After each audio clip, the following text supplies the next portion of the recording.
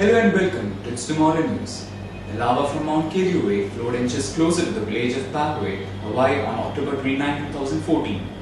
A slow-moving river of molten lava from an erupting volcano crept over residential and farm property on Hawaii's Big Island and threatened dozens of homes at the edge of the former plantation town. The lava flow from the Kilauea volcano has been slogging towards Pahoa for weeks, moving at speed of 10 to 15 yards an hour as it bubbled over a cemetery and reached the community's outskirts.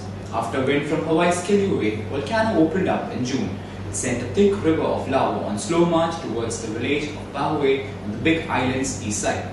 Several months later, the federal government on Monday declared the lava flow to be a major disaster.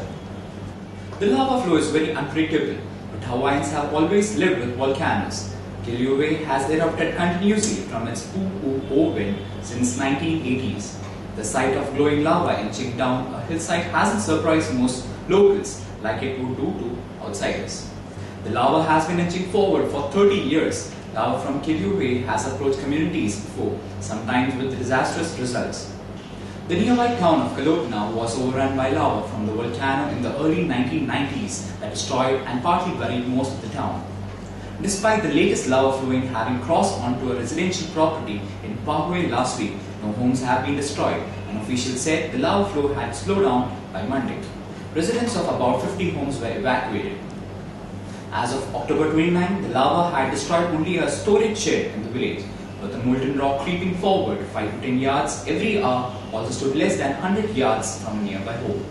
And the slow finger of lava that broke away from the main flow was no more than 100 feet from another house. If Kilauea continues to gush, the flow front measuring less than 50 yards across is expected to pass to a sparsely populated part of the town. In fact, no one can predict whether the front will widen or when the flow will stop its march to the sea. It could continue gushing for days or weeks or longer. The eruption has proceeded in fits and starts since June, even pausing at times. Lava from Kilauea, a volcano that has been active since 1983, usually flows southward down a slope and into the ocean. So it was starting this summer when a newly opened fissure in the Pu'u'o crater started sending lava in the opposite direction towards Pahoa.